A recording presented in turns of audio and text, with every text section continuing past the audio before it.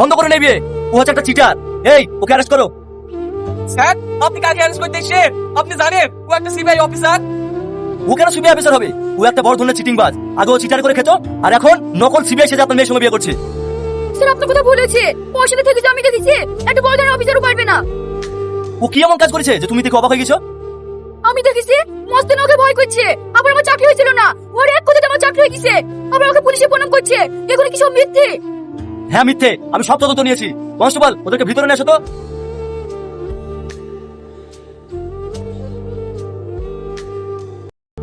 এই সব সত্যি কথা বল।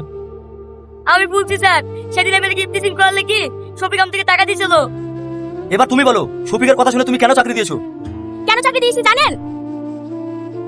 তুমি এত চিন্তা আমার সাথে এরকম বেমানি কাজ করতে পারলা? এই ভিখারি বাচ্চা, তুই আমার মেয়েকে বিয়ে করে লেগি সিবিআই এসেছিলি না? বেলে পড়েছে কি? ওইভাবে বের করে হবে? মুখে ছোট মেয়ে বের করে দাও। এই তোর কি একটু লজ্জা কিনা না? এখন দাঁড়িয়ে আছিস যে? লজ্জা ঘৃণা থাকলে তোর মেয়ের সঙ্গে চিটারি করে বিয়ে করার চেষ্টা করতো। আসলেই তো লজ্জা ঘৃণা নাই। অত কথা কি বলছি? লাগা মার। থাক চাচা, ছোট মেয়ের হাত বন্ধ করতে হবে না। ও যে আমার সাথে বেমানি করলো, ওকে আমি জীবনে ক্ষমা করবো না। স্যার, ওকে আপনি আমার চোখের সামনে থেকে সরান।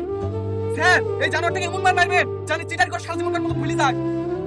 বাহ, আপনার মনে আছে আমি যখন আপনাকে বলেছিলাম যে আমি সিবিআই, তখন আপনি আমাকে বাবা জীবন ছাড়া কিছুই বলতেন না।